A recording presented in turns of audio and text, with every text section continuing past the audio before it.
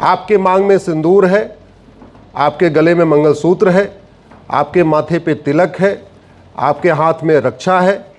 इसमें आपका कोई योगदान नहीं, इसमें सारा का सारा योगदान हमारे पूर्वजों का है, छत्रपति शिवाजी महाराज का है, गुरु गोविंद सिंह का है, और भी बहुत सारे ऐसे हमारे पूर्वज थे, उन्हीं का योगदान है। आज का विषय है सुरक्षित भारत। सबसे पहले तो चौधरी साहब को धन्यवाद देता हूं। जब कोई बताता है कि 94 ईयर के हैं तब थोड़ी देर के लिए मुझे समझ में आता है, वैसे मैं मानता नहीं हूं कि वो 94 के हो चुके हैं।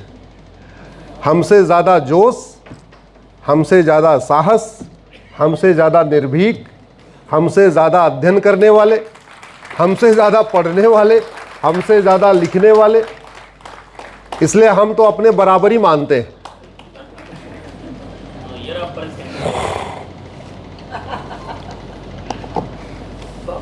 पहले इंजीनियर था और कई सारी ऑटोमोबाइल कंपनियों में काम किया, जापानियों के साथ काम किया। वहीं मुझे 5W एनालिसिस करने की आदत पड़ गई कि जो समस्या है उसमें 5 बार व्हाई लगाओ, और 5वीं बार व्हाई लगाने पे जो उत्तर मिले समझ लो असली कारण वही है, तो उस पे काम करो।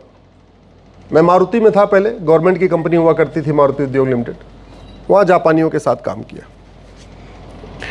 अगले 1 घंटे तक जितनी बात करेंगे वो एक तरफा नहीं होगी, हम आपके साथ संवाद करेंगे।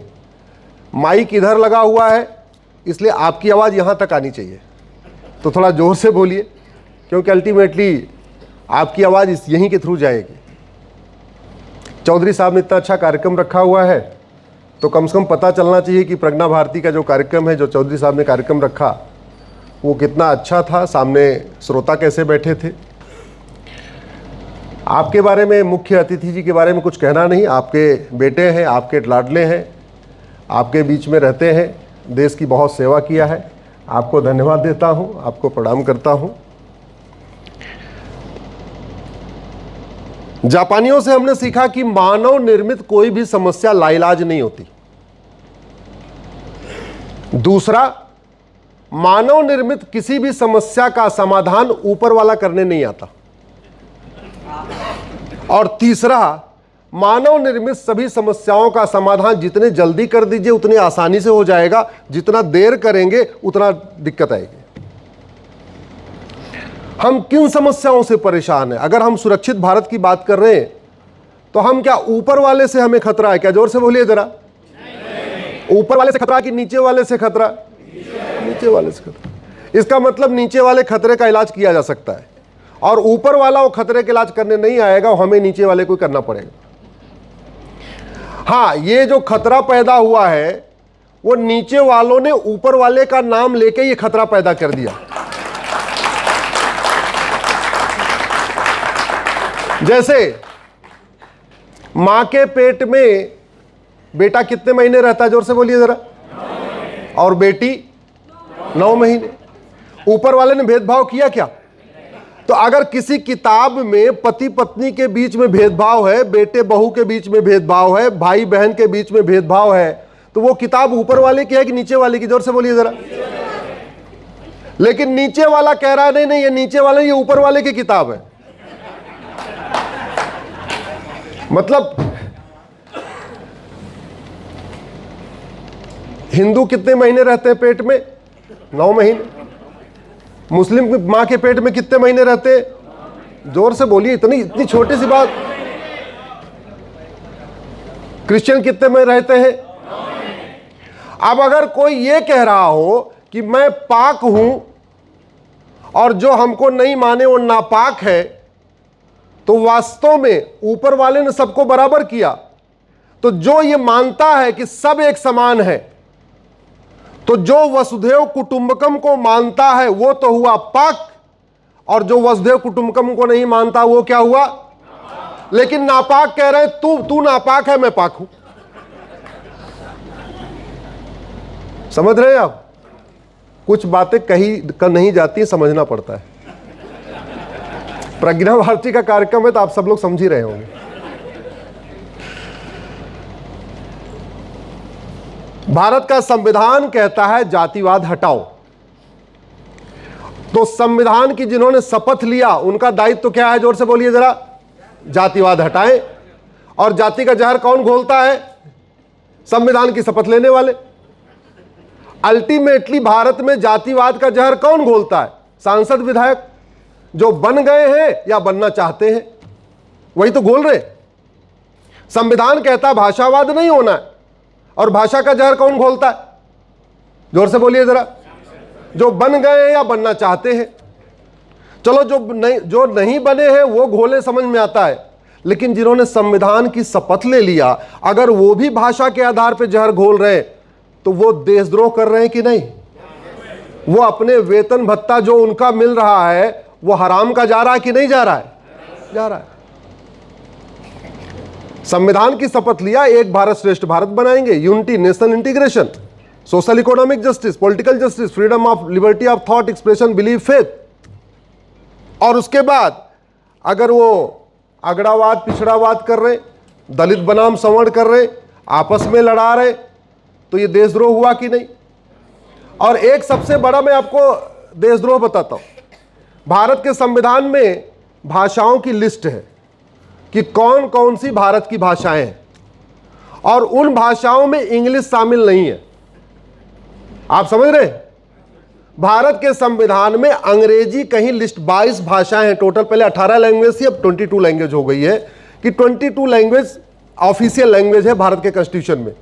उसमें इंग्लिश नहीं है। लेकिन मैं तो पिछले एक सप्ताह से आपके ही राज्य में घूम रहा हूं इधर से उधर, तो मैं ये देख रहा हूं वो हिंदी का विरोध करने देते हैं लेकिन अंग्रेजी बोलते हैं, और संविधान की शपथ ले रखे। मतलब हिंदी ऑफिशियल लैंग्वेज है, उसका विरोध करते हैं, और अंग्रेजी संविधान में कहीं है ही नहीं है, उसको वेलकम करते, उसको यूज करते। क्यों यूज करते? क्योंकि उनको पता है ये सामने वाले जाति के आधार बटे हैं, सामने वाले भाषा के आधार बटे हैं, सामने वाले क्षेत्र के आधार बटे हैं, सामने वाले अगड़े पिछड़े के आधार बटे हुए। इनको बांट के रखो, जितना बटे रहेंगे उतना अच्छा अपना काम चलता रहेगा। ये सच्चाई है। भारत को खतरा है जातिवादी नेताओं से, भारत को खतरा है भाषावादी नेताओं से, भारत को खतरा है क्षेत्रवादी नेताओं से, भारत को खतरा है अगड़ा पिछड़ा करने वाले नेताओं से, भारत को खतरा है लफ्ज जिहाद से। 1000 बेटियां पर डे लफ्ज जिहाद का शिकार बन रही हैं। भारत का खतरा है लैंड जिहाद से। एक कम्युनिटी 10 लाख एकड़ जमीन पे, 20 लाख एकड़ जमीन पे कब्जा करके बैठी है, उसको अंग्रेजों ने लैंड एक्विजिशन एक्ट बना के 20 लाख एकड़ जमीन अलॉट कर दिया, और दूसरी कम्युनिटी 40 लाख एकड़ जमीन पे कब्जा करके बैठी हुई है। यानी 60 लाख एकड़ जमीन पे अभी भी कब्जा हो रखा है, जिनका 99 ईयर का लीज पूरा हो गया, किसी की जमीन कैंसिल नहीं हुई है, कोई कागज दिखाने के लिए तैयार नहीं है, फिर भी जमीन कब्जा करके बैठा हुआ है। और कब्जा अभी बंद भी नहीं हुआ, अभी भी कब्जा हो रहा है। सड़क किनारे, हाईवे किनारे, रेलवे किनारे, बस स्टैंड के किनारे, कैंट एरिया किनारे, हर जगह कब्जा होता जा रहा है। तो भारत को खतरा है लैंड जिहाद से, भारत को खतरा है ड्रग्स जिहाद से, क्योंकि हमारे कोई ऐसा कॉलेज नहीं, engineering college, medical college, law college, simple college, जहां पे ड्रग व्हाट्सएप पे सप्लाई नहीं हो रही है। व्हाट्सएप पे ऑर्डर करो, ड्रग स्मगलर आके वहीं देके जा रहा है। भारत को खतरा है ड्रग्स जिहाद से, भारत को खतरा है पोर्न जिहाद से। बहुत बड़ी मात्रा में पोर्नोग्राफी को प्रमोट किया जा रहा है। भारत को खतरा है पाकिस्तानी अफगानिस्तानी घुसपैठियों से, भारत को खतरा है रोहिंग्या बांग्लादेशी घुसपैठियों से। मेरी पीआईएल चल रही है सुप्रीम कोर्ट में, जिसमें मैंने आंकड़े दिए हैं कि भारत में इस समय 6 करोड़ पाकिस्तानी, अफगानिस्तानी, रोहिंग्या बांग्लादेशी रह रहे हैं। ये सुप्रीम कोर्ट की पीआईएल है। देश के सभी राज्य सरकारों को नोटिस हुआ है, आपकी सरकार को भी नोटिस हुआ है। भारत को खतरा है धर्मांतरण कराने वाले जमातियों से, भारत को खतरा है धर्मांतरण कराने वाले मिशनरियों से, भारत को खतरा है एयर पोल्यूशन से, भारत को खतरा है वाटर पोल्यूशन से, भारत को खतरा है नॉइज पोल्यूशन से, भारत को खतरा है गुलामी की सोच से। बाबर, हुमायूं, तुगलक, गजनी, गौरी, खिलजी, वो वहशी दरिंदे जिनके कारण हमारे पूर्वज मारे गए, जिनके कारण हमारी माताओं ने आत्महत्या किया, कुएं में कूद के अपनी इज्जत बचाई, आग लगा के अपनी इज्जत बचाई, जौहर करके अपनी इज्जत बचाई, उन वहशी दरिंदों के नाम पे भारत में हजारों की संख्या में सड़क, मोहल्ले, गलियां हैं। इसीलिए वो गुलामी की सोच नहीं खत्म हो रही है। भारत को खतरा है गुलामी के निशान से। 75 साल के बाद भी हम काशी, मथुरा, भद्रकाली, भोजशाला, अटाला, ऐसे 1000 स्थान है जो वहशी दरिंदे तोड़ के गए थे, हम उनको वापस नहीं ले पाए। भारत को खतरा उस गुलामी की सोच से। भारत को खतरा है गुलामी की कुप्रथाओं से। जो गुलामी की कुप्रथाएं मुगलों के साथ आई, आज तक खत्म नहीं हुई। सुप्रीम कोर्ट मेरी पीआईएल चल रही है, अभी करीब मेरी 225 पीआईएल है। आपने जो पढ़ा था कि 50 पीआईएल है, नहीं, वो 50 पीआईएल 5 साल में है, अभी 225 पीआईएल। भारत को खतरा है गुलामी की कुरीतियों से, तलाके हसन, तलाके हसन, तलाके बाइन, तलाके किनाया, तलाके बिद्दत से। भारत को खतरा है गुलामी की कुप्रथाओं से। भारत को खतरा है गुलामी की शिक्षा से। भारत को खतरा है गुलामी के मदरसों और मिशनरी स्कूलों से। भारत को खतरा है गुलामी की पुलिस व्यवस्था से। भारत को खतरा है गुलामी की प्रशासनिक व्यवस्था से। भारत को खतरा है गुलामी की न्यायिक व्यवस्था से। भारत को खतरा है गुलामी के घटिया चुनाव व्यवस्था से, जिसके कारण लुच्चे, लफंगे, बदमाश, माफिया पार्षद बन रहे हैं, प्रधान बन रहे हैं, सांसद बन रहे हैं, विधायक बन रहे हैं।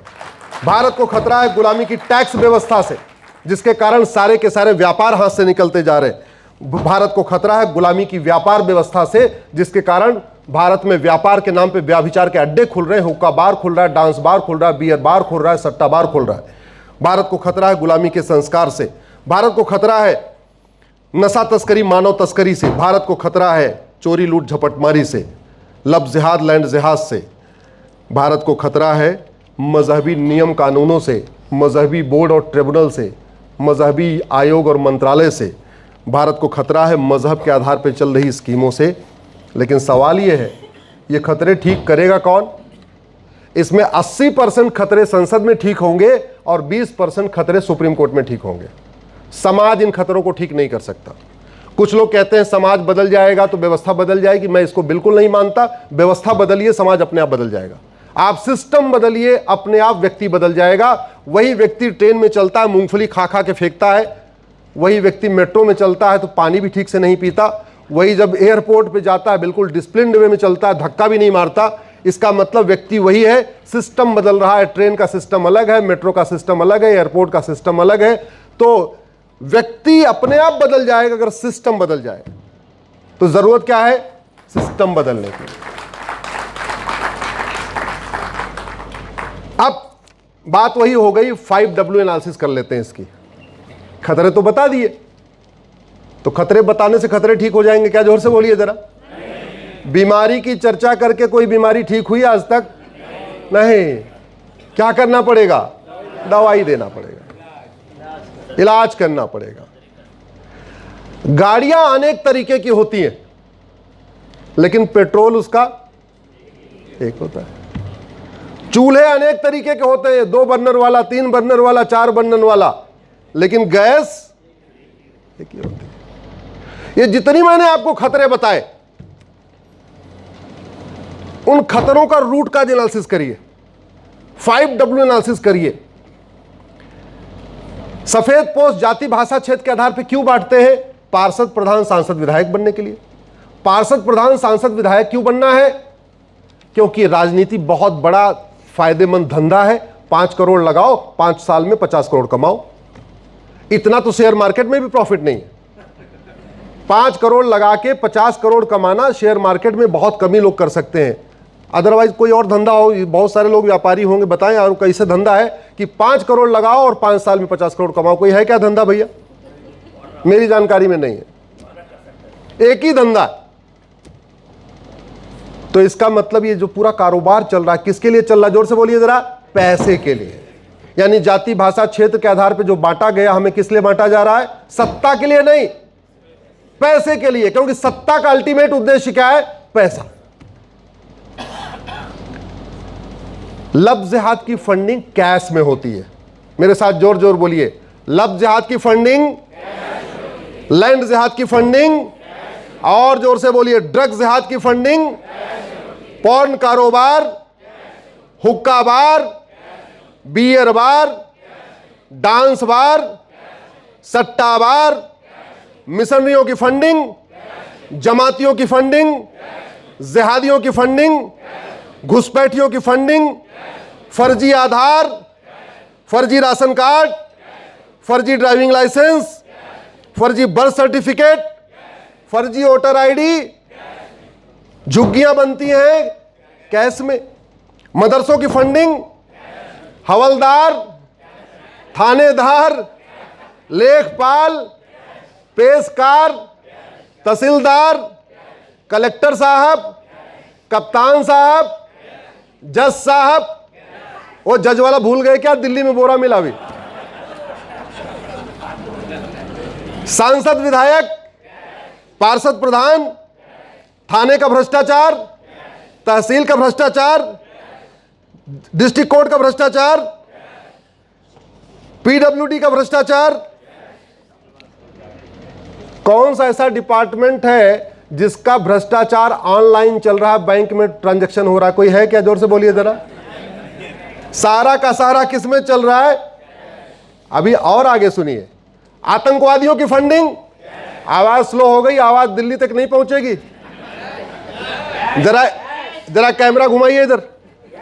आतंकवादियों की फंडिंग, अलगाववादियों की फंडिंग, माओवादियों की फंडिंग, नक्सलियों की फंडिंग, जासूसों की फंडिंग, गद्दारों की फंडिंग, देश विरोधी लेखकों की फंडिंग, देश विरोधी पत्रकारों की फंडिंग, देश विरोधी यूट्यूबरों की फंडिंग, घूसखोरी, कमीशनखोरी, जमाखोरी, कालाबाजारी, मिलावटखोरी, मुनाफाखोरी, कटमनी, तोलाबाजी, कबूतरबाजी, हवालाबाजी, घटतौली, नक्काली, नशा तस्करी, मानव तस्करी, अपहरण, फिरौती, गौ तस्करी, हथियार तस्करी, भाड़े पे हत्या, चुनावी खेल,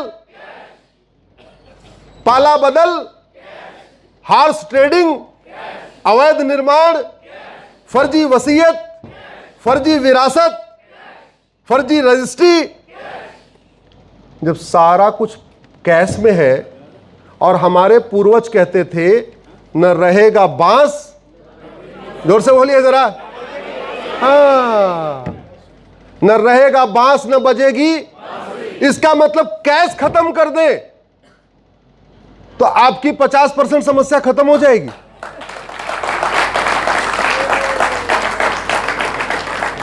अब कैश कैसे खत्म होगा? जब जब छापा पड़ता है तो आपको 50 वाली नोट दिखती है, 10 वाली दिखती है, 20 वाली दिखती है, अब 500 वाली दिखती है। जोर से बोलिए जरा। इसके पहले 2000 वाली दिखती थी, अब 2000 वाली गई, 1000 वाली गई, अब कौन सी दिख रही है? 500। पूरी दुनिया का कॉन्सेप्ट है, जितनी बड़ी नोट उतना ज्यादा भ्रष्टाचार, जितनी बड़ी नोट उतना ज्यादा हवाला, जितनी बड़ी नोट उतना ज्यादा करप्शन। सर तो सीबीआई में रह चुके, सर जितने छापे मारे कहीं 10-20 की नोट मिली क्या? सभी उस जमाने, हाँ सर कह रहे उस जमाने में 2000 वाली मिलती थी। अभी दिल्ली में होली के दिन जज साहब के यहां आग लग गई, होलिका माता आगे बोलिए चिंगारी फेंक के जा रही हूं, लगेगी अब। और कई बोरे मिले, सारे के सारे 500 के, 50 वाला नहीं मिला, 20 वाला नहीं मिला। सरकारी आंकड़े कहते हैं भारत में 80% लोग पर डे 100 रुपए से कम खर्च करते हैं। आपके बीच में अभी मैं हाथ उठवा दूं, 80% लोग पर डे 100 रुपए से कम खर्च करते होंगे। आप ही के बीच में बता रहा हूं, बहुत गिने चुने लोग होंगे जो पर डे 100 रुपए ज्यादा खर्च करते होंगे। हाँ, तो जब 80% लोग पर डे 100 रुपए से कम खर्च करते हैं, मात्र भारत में 20% लोग 100 रुपए से ज्यादा खर्च करते हैं, तो 100 रुपए से बड़े नोट की जरूरत है क्या? जोर से बोलिए। मैं धन्यवाद दूंगा चंद्रबाबू नायडू जी को। मैं बहुत दिन से इस पे लड़ रहा हूं, मेरी पीआईएल भी चल रही है। मैंने पहले 1000 को चैलेंज किया था, गई, फिर 2000 को चैलेंज किया, वो भी गई, अभी मैंने 500 को चैलेंज किया हुआ है। और भारत में किसी मुख्यमंत्री ने पब्लिकली पहली बार बोला है कि ये 100 रुपए से बड़ी नोट बंद होनी चाहिए, तो वो चंद्रबाबू नायडू जी ने बोला है। मैं उनको धन्यवाद देता हूं, उनका आभार व्यक्त करता हूं कि उन्होंने कम से कम ये काम किया। तो पहला फंडा, बीमारी का इलाज करना है तो पूर्वजों से सीखना पड़ेगा। पूर्वज एक बात कहते थे, न रहेगा बांस न बजेगी बांसुरी। एक बात और भी कहते थे, लोहा लोहे को काटता है। और भगवान श्री राम ने क्या बोला? भय बिन होय न प्रीत। और भगवान कृष्ण ने क्या बोला? सठे साठ्यम समाचरित। सठे साठ्यम का मतलब जैसा सठ हो उसके साथ वैसा व्यवहार करो। कहने का मतलब सबके मानवाधिकार की चिंता मत करो। मानव और दानव में अंतर होता है। मानव का मानवाधिकार होता है, दानव का मानवाधिकार नहीं होता है। दुर्भाग्यवश हमारे यहां equality before law, equal protection of law के नाम पे राक्षसों का भी मानवाधिकार की चिंता की जा रही है। मानव और दानव में अंतर होता है। तो ये जो भारत की 50% समस्याएं हैं, जो हमें खतरे हैं, ये हमने अभी इतनी इतनी खतरों की बात किया। मैं कहता हूं आज आप लोग भी, आपके सामने आप लोग भी सोशल मीडिया पे लिखना शुरू करिए, प्रधानमंत्री जी से मांग करिए, क्योंकि ये प्रधानमंत्री जी से बहुत आशा है। और अभी नहीं कुछ होगा तो कभी नहीं कुछ होगा। और अगर अभी नहीं हुआ, टाइम पे अगर दवाई नहीं खाई गई तो बीमारी बढ़ेगी कि घटेगी? जोर से बोलिए जरा। बढ़ेगी। ज्यादा समय पे नासूर हो जाएगी, लाइलाज हो जाएगी।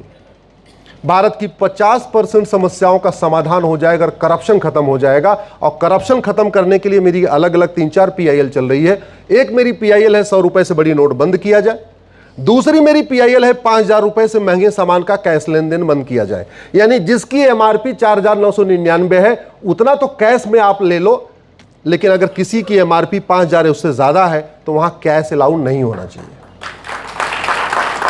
तीसरी मेरी PIL है कि जहां 50,000 रुपए से महंगा ट्रांजैक्शन हो उसको आधार से लिंक कर दिया जाए। और हमने ये भी मांग किया है कि सारे डॉक्यूमेंट को आप यूनिक आईडी बना दो। यानी जो आधार नंबर हो वही आपका पैन नंबर हो, जो आधार नंबर हो वही आपका ड्राइविंग लाइसेंस का नंबर हो, जो आधार नंबर हो वही आपका वोटर आईडी का नंबर हो, जो आधार नंबर हो आपका बर्थ सर्टिफिकेट का नंबर हो। आधार को आप यूनिक आईडी बना दीजिए, बहुत सारे फर्जीवाड़े अपने आप खत्म हो जाएंगे।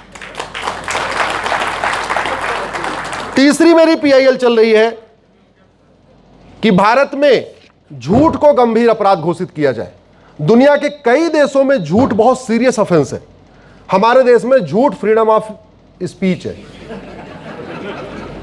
अमेरिका में 10 से 20 साल की सजा झूठ बोलने पे। झूठ बोलना बर्थ रेट है। ऑस्ट्रेलिया में 7 से 14 साल की सजा। सिंगापुर में भी 10 से 20 साल की सजा। इसलिए US वगैरह में अगर आतंकवादी पकड़ा जाता है ना, और उससे पूछते तुमने ये काम किया, बोले हाँ जी किया था। जैसे डेविड कोलमैन हेडली पकड़ा गया, बोले तुमने रेकी किया, बोले हाँ रेकी किया। जानते हैं क्यों? क्योंकि रेकी करने की सजा 10 साल है, 5 से 10 साल, और झूठ बोलने की 10 से 20 साल। तो अगर वो कह देता रेकी नहीं किया, उसका narco polygraph brain mapping test कर लेते और टेस्ट में कंफर्म हो जाता है तो रेकी किया था, तो 10 साल रेकी करने वाली और 10 से 20 साल झूठ बोलने वाली ज्यादा सजा मिलती। वो समझदार था, बोले हाँ जी रेकी किया। भय बिन होए न प्रीत, सठे साठ्यम समाचरित। लोहा लोहे को काटता है। ऐसी कोई बीमारी नहीं जिसकी कोई दवाई नहीं, ऐसी कोई समस्या नहीं जिसका समाधान नहीं। और मानव निर्मित हर समस्या का समाधान मानव को ही करना पड़ेगा, ऊपर वाले नहीं आएंगे। तीसरी मेरी PIL चल रही है, नार्को पॉलीग्राफ ब्रेन मैपिंग कानून बनाया जाए। चौथी मेरी PIL चल रही है, भारत में जस्टिस विद इन ईयर लागू किया जाए। मुकदमों का फैसला 1 साल में होना चाहिए, और 1 साल में हो सकता है। मैं गारंटी के साथ कहता हूं, सारे के सारे मुकदमों का फैसला साल भर में हो सकता है। मुकदमों की बाढ़ क्यों है? क्योंकि झूठी शिकायत करना अपराध नहीं है। मुकदमे ज्यादा इतने क्यों है? क्योंकि झूठी FIR करना और झूठी FIR करवाना अपराध नहीं है। मुकदमे इतने ज्यादा क्यों चल रहे? क्योंकि झूठी गवाही देना और झूठी गवाही दिलवाना अपराध नहीं है। मुकदमे इतने ज्यादा क्यों चल रहे कि झूठा वकालतनामा और झूठा एफिडेविट फाइल करना और करवाना अपराध नहीं है। मुकदमे इसलिए लंबे चल रहे कि झूठा आधार बनाना, झूठा राशन कार्ड बनवाना, झूठा ड्राइविंग लाइसेंस बनवाना, झूठा बर्थ सर्टिफिकेट बनाना, झूठा वोटर आईडी बनवाना, झूठा एज सर्टिफिकेट बनवाना, झूठा EWS सर्टिफिकेट बनवाना, झूठा फिटनेस सर्टिफिकेट बनाना और बनवाना, झूठी वसीयत बनवाना, झूठा विरासत बनवाना। यानी चीटिंग, फ्रॉड, फोर्जरी और परजरी कोई सीरियस क्राइम नहीं है। अगर इसको गंभीर अपराध घोषित कर दिया जाए, झूठी शिकायत, झूठी गवाही, झूठी जांच, झूठा एफिडेविट गंभीर अपराध हो जाए, झूठे डॉक्यूमेंट बनाना और बनवाना गंभीर अपराध हो जाए। जानते हैं, जिस दिन झूठी गवाही गंभीर अपराध हो जाएगी, पति भी अपनी पत्नी के लिए झूठी गवाही नहीं देगा। बोले भाई तूने क्राइम कर लिया तो भुगत ले, मैं नहीं करूंगा।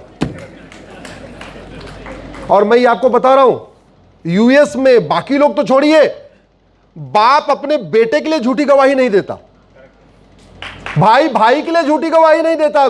भाड़े वाले कहां से आएंगे?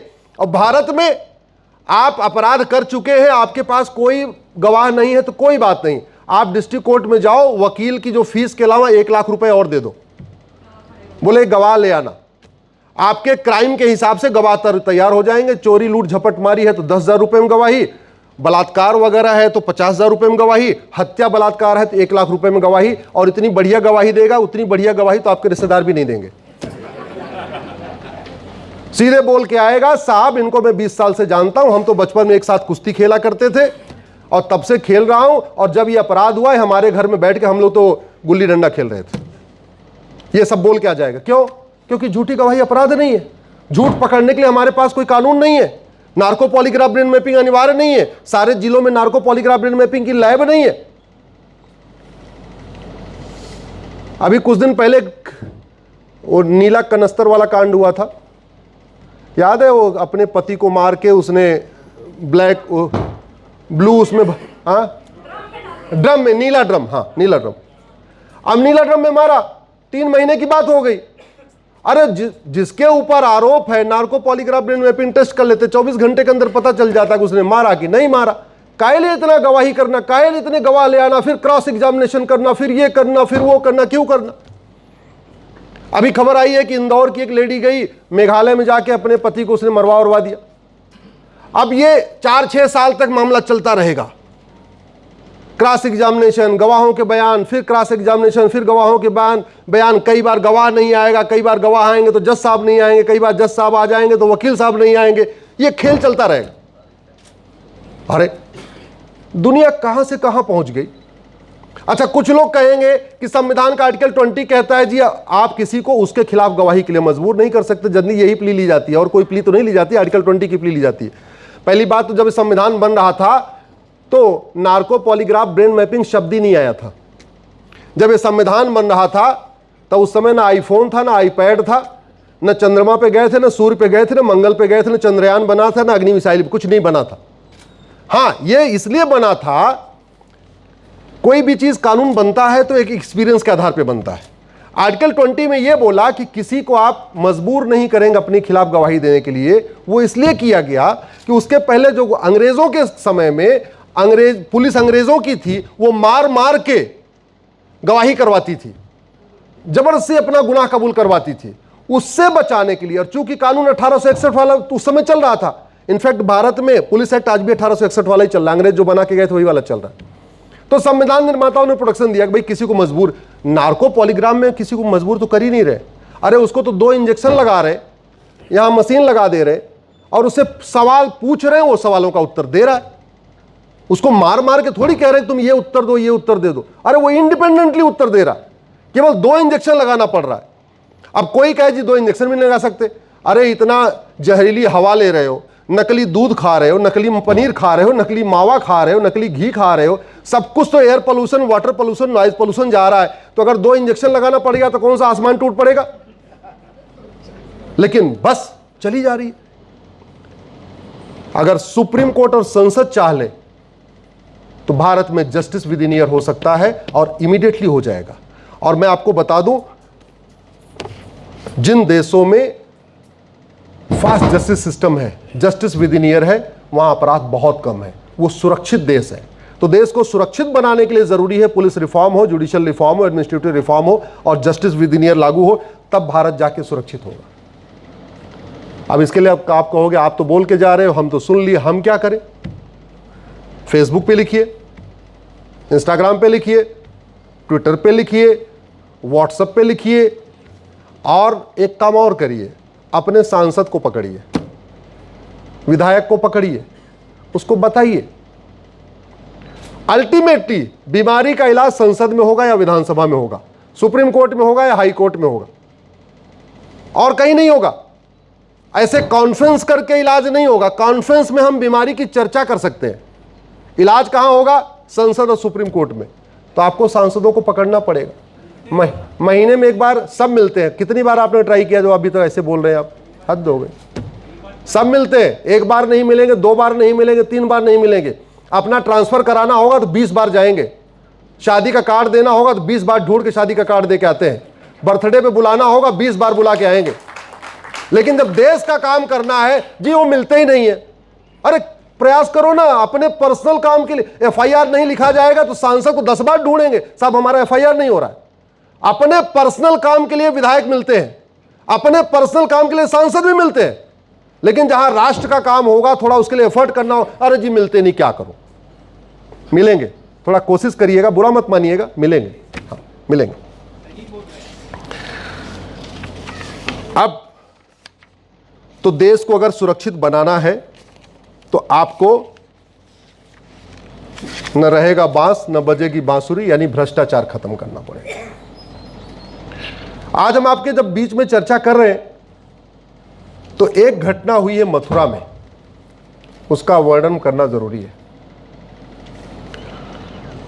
मथुरा भगवान कृष्ण की जन्मभूमि है, कथावाचकों की कर्मभूमि है। भारत में सबसे ज्यादा कथावाचक मथुरा वृंदावन से ही पढ़ के निकलते हैं। सैकड़ों मठ मंदिर है मथुरा में, सैकड़ों पंडा पुजारी हैं, सैकड़ों मठाधीश हैं, आचार्य हैं, सैकड़ों गुरुकुल और गौशाला है मथुरा में। प्रतिदिन वेद का पाठ होता है, हवन कीर्तन होता है। भारत के प्रसिद्ध कथावाचक कृपालु जी महाराज, प्रेमानंद जी महाराज, ज्ञानानंद जी महाराज, देवकीनंदन जी महाराज, ऐसे बड़े जितने प्रसिद्ध कथावाचक हैं, भागवत कथा करने वाले, वो कहां रहते हैं? जोर से बोलिए जरा। मथुरा में। वहां पे इमरान नाम के लड़के ने, जो ऑटो चलाता था, उसने टारगेट सेट किया कि मैं 50 हिंदू लड़कियों के साथ बलात्कार करूंगा। क्या टारगेट सेट किया? जोर से बोलिए जरा। 50 बेटियों की इज्जत के साथ खिलवाड़ करूंगा। और जब अभी पकड़ा गया है तो 23 के साथ, 23 के साथ वो खिलवाड़ कर चुका था। और ये कहां हुआ है? मथुरा में। हमारे प्रधानमंत्री दुनिया के सबसे मेहनती प्रधानमंत्री हैं। हमारे योगी जी दुनिया के सबसे मेहनती मुख्यमंत्री हैं कि नहीं? जोर से बोलिए जरा, कोई डाउट नहीं है ना? हमारे गृह मंत्री जी मुझे लगता है दुनिया के सबसे मेहनती गृह मंत्री हैं। मथुरा में सांसद भी बीजेपी का, हेमा मालिनी जी। मथुरा में विधायक भी बीजेपी के, मथुरा में पार्षद भी बीजेपी के, मथुरा में मेयर भी बीजेपी के। इसका मतलब मथुरा में ट्रिपल इंजन की सरकार है, या ये कहिए 4 इंजन की सरकार है। पार्षद प्रधान तक सब है। इसके बावजूद इमरान ने 50 लड़कियों का टारगेट लिया और 23 लड़कियों की इज्जत साथ खिलवाड़ कर दिया। बेटियों ने यह सोच के साथ उसके साथ दोस्ती तो नहीं किया होगा ना कि ये इमरान है। क्यों? क्योंकि इमरान ने अपना नाम बदल लिया। सोशल मीडिया में उसके अकाउंट सारे फर्जी, अलग नाम से, हिंदू नाम से, सारी आइडेंटिटी उसकी हिंदू नाम से। तिलक लगाता था, कलावा पहनता था, और 23 बहन बेटियों के साथ इज्जत की खिलवाड़ कर दिया उसने।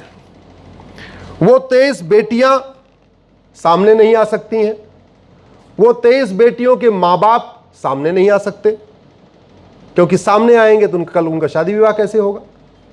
सामने आएंगे, अगर एफआईआर कराएंगे तो गवाही देने बार बार जाना पड़ेगा, कोर्ट जाना पड़ेगा। अगर मुकदमे में एफआईआर कर दिया, गवाही देना शुरू किया, कल को शादी विवाह कैसे करेंगी? फिर तो शादी हो जाएगी तो भी आना पड़ेगा। इस बात की भी चिंता है कि अगर ये बात पता चली तो कल को सास ताना मारे, उसका हस्बैंड उसको ताना मारे, उसका देवर उसका ताना मारे, जिस घर में शादी होके जाएगी। कभी हमने लफ्ज़ात को उसके रेमिफिकेशन के हिसाब से सोचा नहीं कि उस बेटी पे क्या बीतती होगी जिसको पता चला वो नाम तो वो सोच रही थी ये तो अमर है, और पता चला वो तो अकबर है।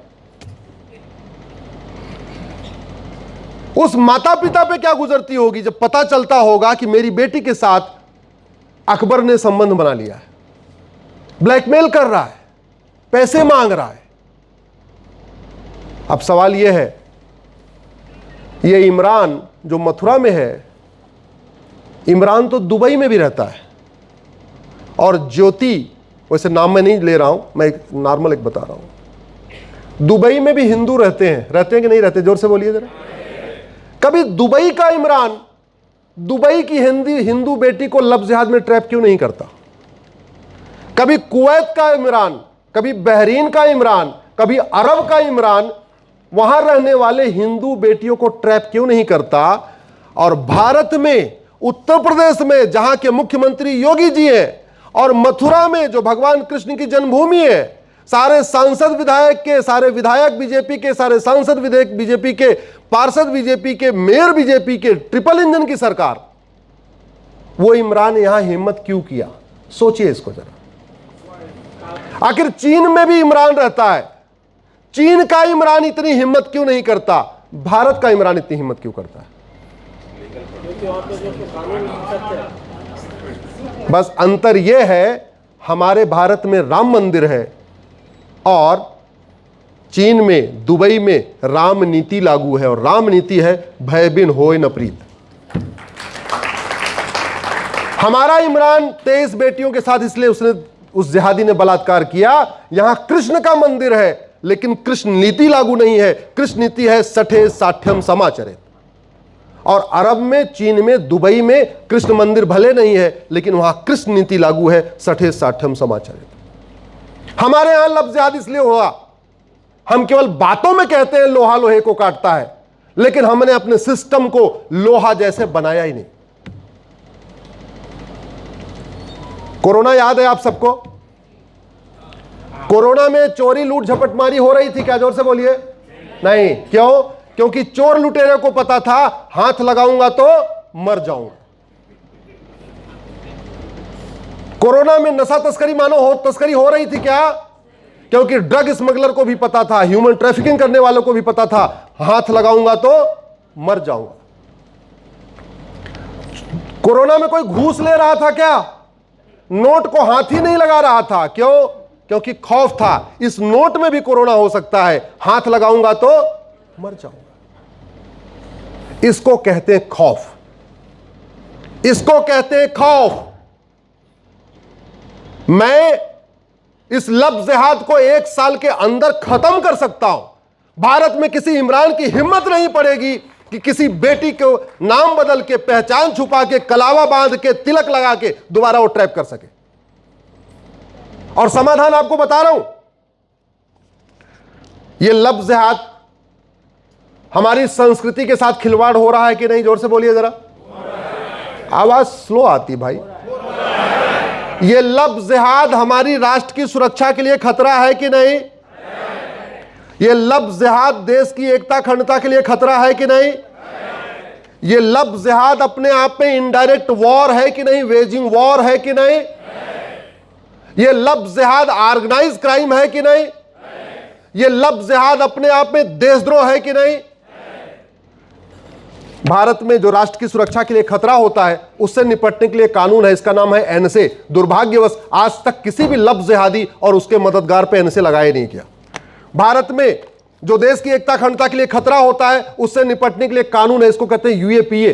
दुर्भाग्यवश आज तक किसी भी लव जिहादी और उसके मददगार पे यूएपीए लगाए नहीं किया। यह लव जिहाद ऑर्गेनाइज क्राइम है। ऑर्गेनाइज क्राइम से निपटने के लिए सभी राज्यों के पास अपना कानून है। महाराष्ट्र के पास मकोका है, गुजरात के पास गुजको का है, यूपी के पास गैंगस्टर एक्ट है, तेलंगाना के पास अपना कानून है, अपना आंध्रा के पास, सारे राज्यों के पास ऑर्गेनाइज क्राइम से निपटने के लिए अपना कानून होता है। दुर्भाग्य देखिए कि हम लव जिहाद को ऑर्गेनाइज क्राइम मांगते ही नहीं है। अरे ये लव जिहाद वेजिंग वॉर है। इसका उद्देश्य भारत में हिंदुओं को खत्म करना है। लव जिहाद का टारगेट ही है भारत में, हिंदुस्तान में हिंदुओं को खत्म करना। मुगलों के समय हमारी बेटियां उठ रही थी, समझ में आ रहा था हमारे पूर्वज मजबूर थे। अंग्रेजों के समय हमारे पूर्वज मजबूर थे। अब तो आजाद हो चुके, अब तो संस्कृत लग चुका, ये संविधान लागू हो चुका है ना। अब आपको क्या लगता है लव जिहाद रोकना असंभव है? अगर लव जिहाद लाइलाज समस्या है तो पूरी दुनिया में क्यों नहीं है? अगर लव जिहाद विश्वव्यापी समस्या है तो पूरी दुनिया में क्यों नहीं है? चीन में, जापान में, सिंगापुर में लव जिहाद क्यों नहीं है? अरब, दुबई, कुवैत, अबू धाबी में अब लव जिहाद क्यों नहीं है? भारत में है क्योंकि हमारा कानून घटिया है, हमारी पुलिस व्यवस्था घटिया है, हमारी न्यायिक व्यवस्था सड़ चुकी है, हमारी प्रशासनिक व्यवस्था घटिया है। हमने आज तक भारत में भय बिन होए न प्रीत, लोहा लोहे को काटता है, इस सिद्धांत के अनुसार अपने सिस्टम को बदला ही नहीं।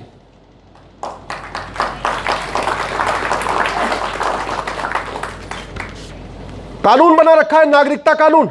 यह लब जिहादियों की नागरिकता खत्म होनी चाहिए कि नहीं? हमने कभी नागरिकता कानून का उपयोग ही नहीं किया। जिस दिन भारत में लब जिहादियों और उनके मददगारों के खिलाफ ये 5 धारा लगना शुरू हो जाएगी, पॉक्सो लगे, रेप लगे, वो जो कर रहे हैं वो तो लगे लगे, इसके अलावा अगर 5 धारा लगना शुरू हो जाए, एनएसए लगना शुरू हो जाए, यूएपीए लगना शुरू हो जाए, वेजिंग वॉर लगना शुरू हो जाए, गैंगस्टर लगना शुरू हो जाए और ऑर्गेनाइज क्राइम की धारा लगना शुरू हो जाए, मैं गारंटी के साथ कहता हूं ये सारे के सारे लब जिहादी अपने घर में शांत होकर बैठेंगे, किसी हिंदू बेटी की तरफ आंख उठाने की हिम्मत नहीं करेंगे। लब जिहाद इसलिए हो रहा है क्योंकि फेक अकाउंट क्रिएट करना कोई अपराध नहीं है। नाम उसका अकबर है, अमर के नाम पे अकाउंट क्रिएट कर रहा है। मैंने पीआईएल फाइल किया कि आप फेक अकाउंट को सीरियस क्राइम डिक्लेयर करिए। भाई क्यों अपने अपने नाम से अपने दुकान के सामने अपनी नाम रखो, अपने फेसबुक पे अपना नाम रखो, अपने इंस्टा पे अपना नाम रखो, दूसरों का नाम क्यों रखना?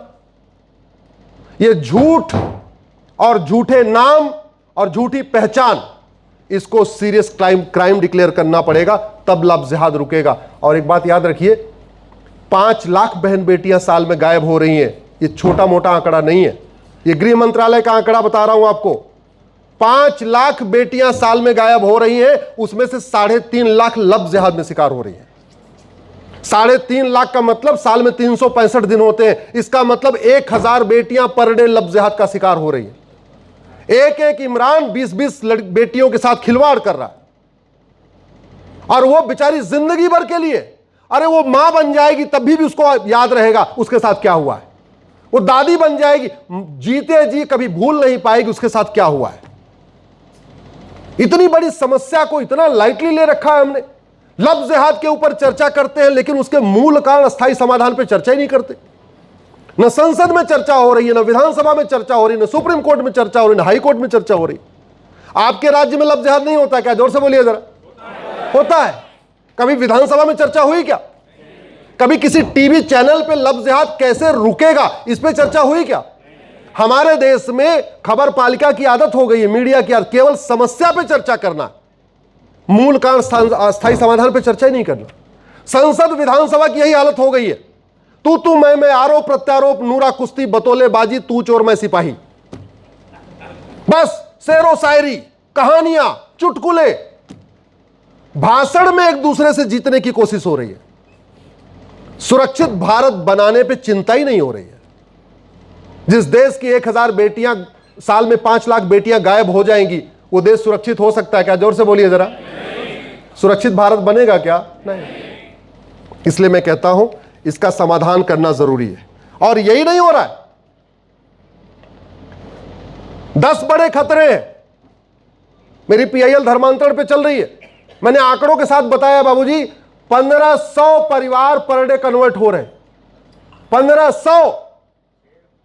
एक परिवार में अगर 6 से 7 आदमी मान के चलिए, माता पिता, पति पत्नी, 2 बच्चे, यानी पर डे कितने लोग कन्वर्ट हो रहे हैं? 10,000। अरे 1500 परिवार कन्वर्ट हो रहे। और ये जो इमरान पकड़ा गया, इसका अगर narco polygraph brain mapping test कर लिया जाए तो सर मैं गारंटी के साथ कहता हूं, इसने 23 बेटियों की इज्जत साथ खिलवाड़ किया, इसको 23 लाख आ चुका होगा। एक हिंदू बेटी की इज्जत साथ खेलने के लिए 1 लाख रुपए मिलता है। फंडिंग आ रही है, हवाला के जरिए आ रही है। फंडिंग जो ड्रग वाला पैसा जनरेट हो रहा है, वो उससे फंडिंग हो रही है। खाड़ी देशों से पैसा है, हवाला का पैसा है, ड्रग का पैसा है, और भी दुनिया भर के पैसे आ रहे हैं, एफसीआरए का पैसा है। फंडिंग जब तक नहीं बंद होगी, करप्शन नहीं बंद होगा, यह समस्या बनी रहेगी। इसको बोलना पड़ेगा। एक बात याद रखिए, 1805 में पंडित नंदराम टिक्कू अफगानिस्तान के प्रधानमंत्री थे। तब अफगानिस्तान नहीं, उसका नाम गंधार हुआ करता था। कश्मीर के ब्राह्मण थे नंदराम टिक्कू, और वो वहाँ के प्रधानमंत्री थे। और 10 साल के बाद वहाँ से मकान दुकान खेत खलिहान छोड़ के भागना पड़ा, और पूरा का पूरा जो अफगानिस्तान था, जहाँ सारे हिंदू रहा करते थे, हिंदू खत्म हो गए। और आज की डेट में अफगानिस्तान में कौन राज कर रहा है? जोर से बोलिए जरा। तालिबान, एक आतंकवादी संगठन। वो अफगानिस्तान जिसको गंधार कहते थे, जहां से माता गांधारी आई थी, जो दुर्योधन का ननिहाल था, आज वहां पे कोई हिंदू बचा क्या? कोई जैन बचा, कोई बौद्ध बचा, कोई सिख बचा, कोई अगड़ा बचा, कोई पिछड़ा बचा, कोई दलित बचा, कोई सवर्ण बचा, कोई बचा क्या? नहीं। लोकतंत्र बचा क्या? सेकुलरिज्म बचा क्या? संविधान वहां है क्या? Equality before law, equal protection of law वहां है क्या? अरे ये सब तब तक है जब तक हिंदू बहुसंख्यक है। जहां हिंदू खत्म हो जाता है, ये secularism, equality before law, equal protection of law, national integration, ये सब खत्म हो जाता है। हिंदू खत्म हो गए अफगानिस्तान में, वहां गांधीवाद है क्या? जोर से बोलिए जरा। अंबेडकरवाद है? पेरियारवादी कोई है? कोई लोहियावादी वहां है? कोई वादी है क्या? सारे वादी गायब हो गए। ये सारे वाद वहीं चलते हैं जहां हिंदू बहुसंख्यक होते हैं। आतंकवादी है, आतंकवादी। तो इसलिए कह रहा हूं, इसका समाधान करना जरूरी है।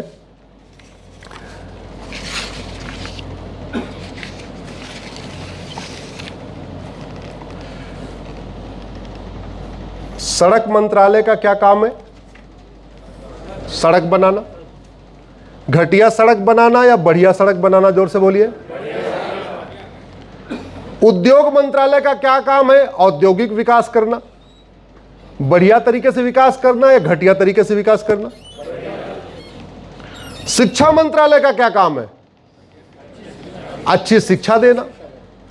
तो विदेशी शिक्षा देना या भारतीय शिक्षा देना? सही इतिहास पढ़ाना या झूठा इतिहास पढ़ाना? कानून मंत्रालय का क्या काम है?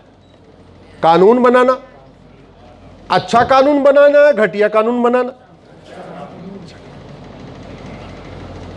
संस्कृति मंत्रालय का क्या काम है? भारत की संस्कृति को मजबूत करना। तो संस्कृति कैसे मजबूत होगी? उसके लिए कुछ नीतियां लागू करनी पड़ेगी। धर्मांतरण से भारत की संस्कृति मजबूत होती है, कमजोर होती है? जोर से बोलिए जरा। और घर वापसी से भारत की संस्कृति मजबूत होगी या कमजोर होगी? तो भारत की संस्कृति मंत्रालय का काम क्या है? घर वापसी कराना। संस्कृति मंत्रालय काम मेला लगाना नहीं है जगह जगह। क्या काम है उसका? घर वापसी कराना। अब लोग, कुछ लोग कहें नहीं, आर्टिकल 25 तो कहता है जी सब लोग कन्वर्ट हो सकते हैं। बकवास है। आर्टिकल 25 को ध्यान से पढ़िए। Article 25 subject to public order, health and morality. Bharat का आर्टिकल 25 रीतियों का अधिकार देता है, कुरीतियों का नहीं। प्रथा का अधिकार देता है, कुप्रथा का नहीं। धर्म पालन का अधिकार देता है, धर्मांतरण का नहीं। और आर्टिकल कॉन्स्टिट्यूशन कहता है भारत की संस्कृति को मजबूत करना, और भारत की संस्कृति तब मजबूत होगी जब घर वापसी होगी। बहुत सारी समस्याओं का समाधान घर वापसी के जरिए हो सकता है। हमारे देश में एक दुर्भाग्य है, अपना घर बनाना होता है नौकरशाहों को, बाबुओं को, जो कानून का ड्राफ्ट बनाते हैं। अपना घर बनाना होगा तो 10 आर्किटेक्ट से बात करेंगे, कम से कम 10 घर देख के आएंगे, और किसी एक आर्किटेक्ट की बात भी नहीं मानेंगे, किसी एक के घर की नकल भी नहीं करेंगे। 10 घर में किसी एक के घर की ड्राइंग रूम की नकल करेंगे, एक के घर की बेडरूम की नकल करेंगे, एक के घर के इंटीरियर की नकल करेंगे, एक घर के किचन की नकल करेंगे, और कोशिश क्या होगी? मेरा घर सर्वोत्तम घर बने। ये एफर्ट होता है कि नहीं? ये सबका एफर्ट होता है। बाबुओं को तो मैंने ऐसे कह दिया, ये हमारा आपका भी एफर्ट होता है। अगर हम घर बनाते हैं तो 10 घर देखते हैं, कोशिश होती है कि हमारा घर सबसे अच्छा बन जाए। लेकिन ये बाबू जब भारत के लिए कानून का ड्राफ्ट बनाना शुरू करते हैं तो एसी के कमरे में बैठे बैठे वहीं कॉफी पी के ड्राफ्ट बना देते हैं। देखते ही नहीं है कि दुनिया में चल क्या रहा है। अरे कानून बनता किस लिए? समस्या समाधान करने के लिए। कानून किस लिए बनता है? जरा जोर से बोलिए। कानून एक तरीके से दवाई है। तो दवाई किस लिए बनाई जाती है? बीमारी ठीक करने के लिए। तो अगर कोई आप कानून बना रहे हो, इसका मतलब कोई बीमारी ठीक करने के लिए बना रहे हो। अगर आप बीमारी ठीक करने के लिए बना रहे हो तो एक बार यह भी तो देखना पड़ेगा ये बीमारी सबसे कम कहां है। मतलब आप किसके कानून की नकल करोगे? जिसके यहां बहुत बीमारी, किसकी दवाई की नकल करोगे? जिसके यहां बहुत बीमारी हो या जिसके यहां बिल्कुल बीमारी हो ही ना, किसकी नकल करोगे आप? अगर आपको करप्शन रोकना है तो आपको सिंगापुर जापान का कानून देखना पड़ेगा। आपको ड्रग स्मगलिंग रोकना है तो देखना पड़ेगा सिंगापुर में क्या व्यवस्था है, जहां मिनिमम ड्रग है जीरो, लगभग जीरो। 30 साल पहले तक सर सिंगापुर में क्या व्यवस्था थी? बहुत बुरा हाल। उन्होंने सिस्टम बदला। क्या बदला? कि ड्रग मिलने पे देखते गोली मार देंगे। हाँ, अरे वहां पे वीजा, जब आप पहुंचते हैं, वीजा इमिग्रेशन करते हैं तो एक सर्टिफिकेट मिलता है, इमिग्रेशन सर्टिफिकेट मिलता है। उसमें पीछे लाल रंग की स्टैंप लगाई जाती थी, उस पर लिखा रहता है अगर ड्रग मिला तो देखते गोली मार देंगे। फिर उस पर थोड़ा हंगामा शुरू हुआ तथा कुछ ह्यूमन राइट आके खड़े हो गए, ह्यूमन राइट एक्टिविस्ट, कैसे होगा, कैसे गोली मार देंगे? तो बोले ठीक है, अच्छा गोली नहीं मारेंगे। उन्होंने कानून बना दिया, ड्रग मिलने पे 6 महीने के अंदर फांसी दे देंगे। हमारे तमिलनाडु का एक लड़का गया था, 900 ग्राम गांजा उसके पास मिला था। गूगल करके देख लेना आप। इतना साहस वाला काम हमारे लोग कर सकते, बाहर वाले नहीं कर सकते। अरे जब पता था वहां फांसी वाला कानून है, सिंगापुर है, और उसने कहा है 6 महीने में फांसी होगी, तो मत जाते, कहीं और बेच के आते। लेकिन वो भी टेस्ट करने गया था कि सिंगापुर का कानून कैसा काम करता है, और गया कॉलेज के पास, 900 ग्राम गांजा उसके पास, सीधे पकड़ा, नार्को पॉलीग्राफ मैपिंग टेस्ट किया। वहां वो नहीं चलता, पूछताछ, गवाहों के बयान, क्रॉस एग्जामिनेशन, इस तरह सब फालतू वाला सिस्टम नहीं वहां पे। उसके पास मिला, उसका टेस्ट किया, लाइव रिकॉर्डिंग कर लिया, मीडिया पे चला दिया, लाइव चला दिया, देखो अपने आप क्या बोल रहा है। जो पुलिस के लोग थे सवाल पूछते जा रहे थे, कहां से आए, यहां से आए, कैसे किया, यहां से किया, गांजा कहां खरीदा, यहां खरीदा, किसको बेचने वाले थे, इसको बेचने वाले थे, सारा लाइव कर दिया। जज साहब को दिखा दिया, देखो अपने वीडियो में जी क्या बोला है। हाँ बोला, हाँ अभी तो ये तो गांजा है। 900 ग्राम गांजा पे उठा के फांसी दे दिया। और यहां 9-9 कुंटल गांजा मिलता है, बेल मिल जाती है। मुझे समझ में नहीं आ रहा, जज साहब को भी थोड़ा बहुत पता नहीं क्या हो रहा है, भगवान जाने क्या हो रहा है, मुझे समझ में नहीं आया। इसके पास 9 कुंटल गांजा मिलता है, उसको जमानत मिलती कैसे? ये थ्योरी समझ तक नहीं आई। नोटों का बोरा मिला तब थोड़ा समझ में आया कि क्या हो सकता है। ये कड़वी सच्चाई है, ये कड़वी सच्चाई हो रखी है। हमारी यंग जनरेशन बर्बाद हो रही है और हम रोक नहीं पा रहे हैं। ये ड्रग स्मगलिंग रोकना, ये कोई ड्रग स्मगलिंग कोई लाइलाज समस्या नहीं। दुनिया के कई देशों ने रोक के दिखा दिया, हिम्मत नहीं पड़ रही वहां पे। और अपने यहाँ सारे वो मलेशिया और पता नहीं कहां से वो काले वाले आते हैं, जो सारे ले लेके चले आ रहे। हाँ, नाइजीरिया से, अफ्रीका से चले आ रहे, दिल्ली में आके बेच रहे, भारत की राजधानी में आके बेच रहे। दिल्ली एनसीआर में ऐसा कोई कॉलेज नहीं है जहां पे ड्रग नहीं पहुंच रही, और व्हाट्सएप पे ऑर्डर करके नहीं पहुंच रही है। प्रॉपर नेटवर्क बना हुआ है। करना क्या चाहिए? न रहेगा बांस न बजेगी। कानून का खौफ पैदा करना पड़ेगा। कानून का खौफ हमने पैदा ही नहीं किया। 75 साल हो गए आजादी के। आप सुनते होंगे हेट स्पीच खूब चर्चा होती है। भारत के किसी कानून में हेट स्पीच डिफाइन ही नहीं है आज तक। अभी पिछले हफ्ते एक लड़की को, शर्मिष्ठा नाम था, 3-4 दिन के लिए जेल में रख के आई, और क्या आरोप था? Hate speech. जानते, भारत के किसी कानून में हेट स्पीच आज तक डिफाइन ही नहीं है। इसलिए मैंने PIL फाइल किया कि हेट स्पीच को डिफाइन करिए पहले, क्योंकि इसका मिसयूज हो रहा है। लॉ कमीशन ने 2017 में अपनी रिपोर्ट दिया, रिपोर्ट नंबर 267। वो हेट स्पीच उन्होंने डिफाइन करके दिया, लेकिन वो हेट स्पीच को डिफाइन नहीं किया जा रहा है। क्यों? क्योंकि डिफाइन कर देंगे तो मिसयूज नहीं हो पाएगा, और करना मिसयूज है। अगर डिफाइन हो जाएगा फिर तो उसी को ऊपर लगेगा। एक चीज आप बताओ सर, बस ले रहा हूं। हाँ, अभी बस खत्म कर रहा हूं। आज तक माइनॉरिटी हमने डिफाइन ही नहीं किया। भारत के संविधान में कहीं माइनॉरिटी डिफाइन ही नहीं है। भारत के किसी कानून में माइनॉरिटी डिफाइन ही नहीं है। इसके बावजूद माइनॉरिटी कमीशन चल रहा है, माइनॉरिटी अफेयर मिनिस्ट्री चल रही है, माइनॉरिटी के नाम पे लोन, माइनॉरिटी के नाम पे वजीफा, माइनॉरिटी के नाम पे पता नहीं क्या क्या चल रहा है। 5,000 करोड़ केंद्र सरकार खर्च कर रही है, 1,000 2,000 करोड़ राज्य सरकारें खर्च कर रही हैं। पूरे देश में 20-25 हजार करोड़ रुपए माइनॉरिटी के नाम पे खर्च हो रहा है। Who is minority? God knows. भगवान के अलावा और किसी को नहीं पता। अरे माइनॉरिटी का मतलब क्या हुआ?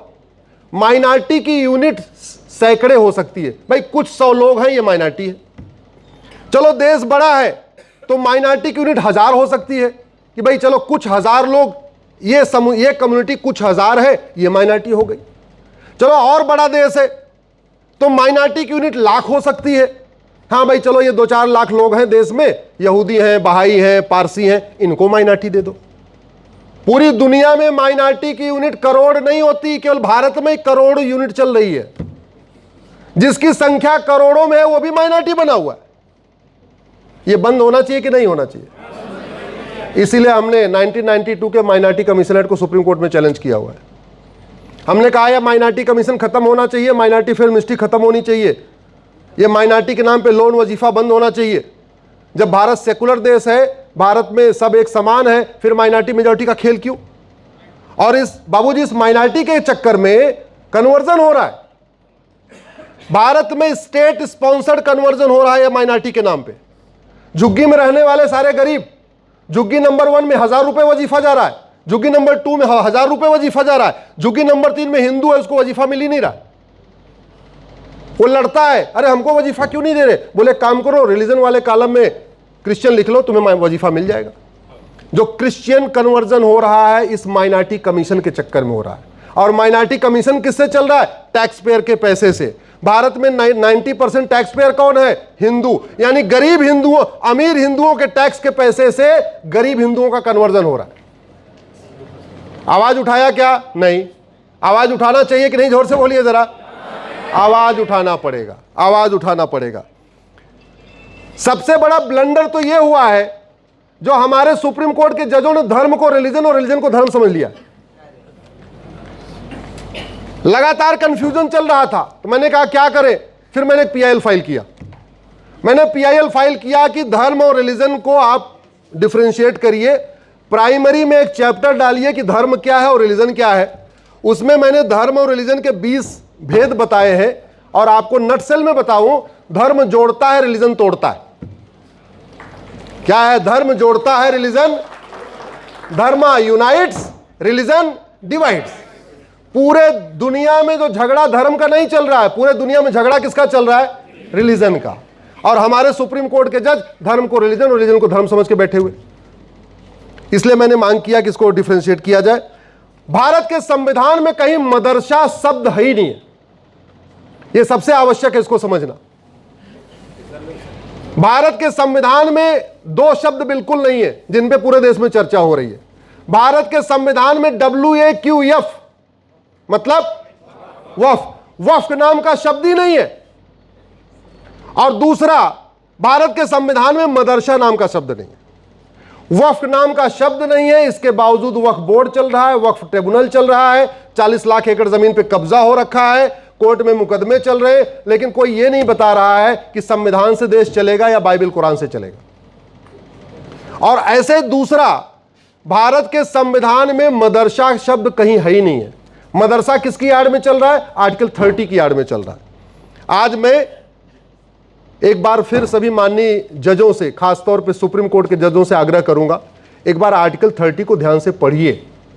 आर्टिकल 30 को मैं 100-150 बार पढ़ चुका हूं, हमको समझ में नहीं आ रहा ये मदरसा अलाउ कर रहा है। आर्टिकल 30 कहता है कि देश के सभी नागरिकों को एजुकेशन इंस्टीट्यूशन खोलने का अधिकार है। कौन सा है? Education institution, religious education institution नहीं। अब अगर कोई ये कह रहा होगा ये रिलीजियस वाला भूल गए होंगे, तो रिलीजियस वाले भूले नहीं है। उन्होंने क्लेरिफाई करने के लिए आर्टिकल 27 में लिख दिया कि भारत की सरकार मजहब को प्रमोट करने पे 1 रुपए खर्च नहीं करेगी। और मदरसा मानवता को प्रमोट करता है या मजहब को? जोर से बोलिए जरा। और ज्यादा क्लेरिफाई करने के लिए आर्टिकल 28 में संविधान निर्माताओं ने लिख दिया, किसी भी सरकारी स्कूल में या सरकार के द्वारा मान्यता प्राप्त स्कूल में या सरकार के द्वारा फंडेड स्कूल में कोई मजहबी तालीम नहीं होगी, रिलीजियस इंस्ट्रक्शन नहीं होगा। मदरसों में सेकुलर एजुकेशन होती है, मजहबी तालीम होती है। जोर से बोलिए जरा। मदरसा एजुकेशन इंस्टीट्यूशन है ही नहीं है, मदरसा दीनी तालीम सेंटर है। मदरसों में सर्व मंगल मांगल्य नहीं सिखाते, मदरसों में सर्वे भवंतु सुखना नहीं सिखाते। मदरसों में वसुधैव कुटुंबकम नहीं सिखाते, मदरसों में नारी तू नारायणी नहीं सिखाते, मदरसों में जननी जन्मभूमिश्च नहीं सिखाते। मदरसों में केवल और केवल अपनी मजहबी तालीम दी जाती है। और हमारे देश के संविधान की शपथ लेने वाले सांसदों, विधायकों और मुख्यमंत्रियों ने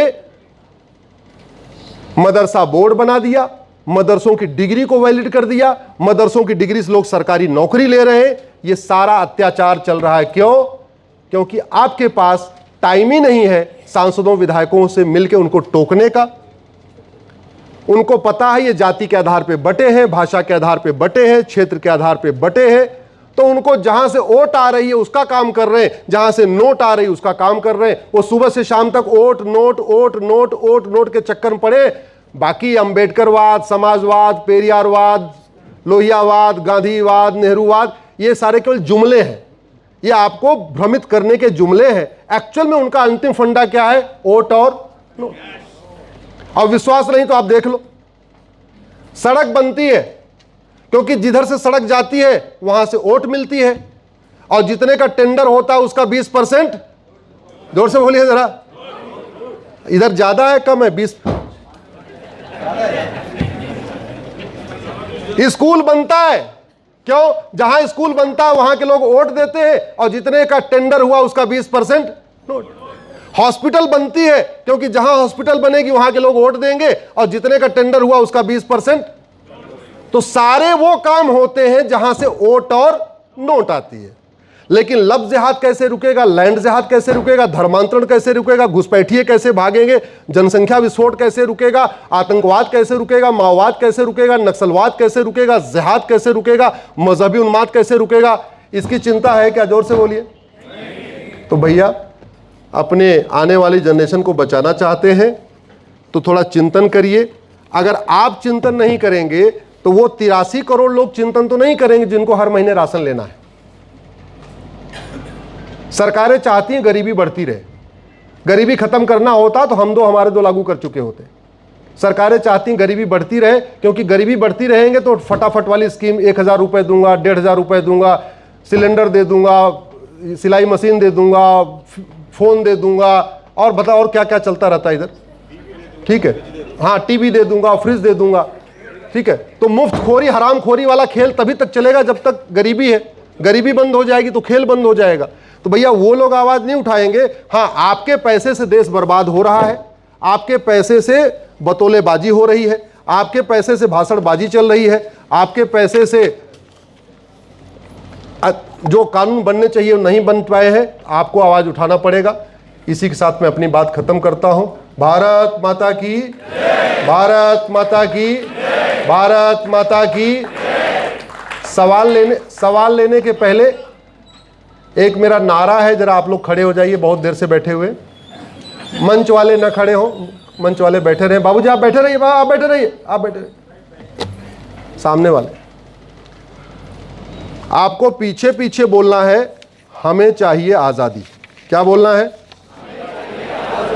और कैमरामैन से कहूँगा हमको ना दिखाएं, आपको दिखाएं, पता चलेगा कौन कितना तेजी से बोल रहा है और कितने जोश से बोल रहा है। हाथ यूं करके बोलना है, गुलामी के नाम से, गुलामी के निशान से, गुलामी की कुरीतियों से, गुलामी की कुप्रथाओं से, गुलामी की शिक्षा व्यवस्था से, गुलामी के झूठे इतिहास से, गुलामी की पुलिस व्यवस्था से, गुलामी की प्रशासनिक व्यवस्था से, गुलामी की न्यायिक व्यवस्था से, गुलामी की चुनाव व्यवस्था से, गुलामी की टैक्स व्यवस्था से, गुलामी की व्यापार व्यवस्था से, लफ्ज़ जिहाद लैंड जिहाद से, ड्रग्स जिहाद पौन जिहाद से, रोहिंग्या बांग्लादेशी घुसपैठियों से, धर्मांतरण कराने वाले मिशनरियों से, मजहबी नियम कानूनों से, मजहबी बोर्ड और ट्रिब्यूनल से, मजहबी आयोग और मंत्रालय से। भारत माता की, भारत माता की, भारत माता की। बहुत बहुत धन्यवाद, बहुत बहुत आभार। Thank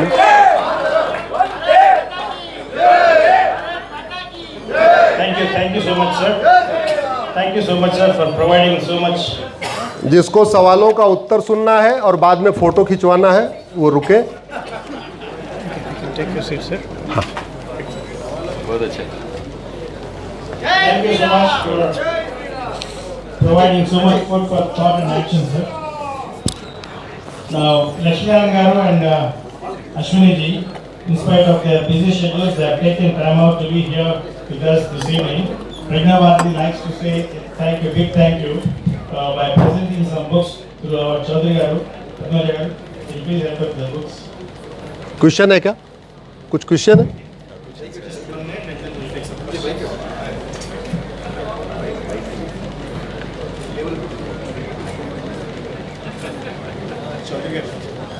सिस्टम्स को बदलने के लिए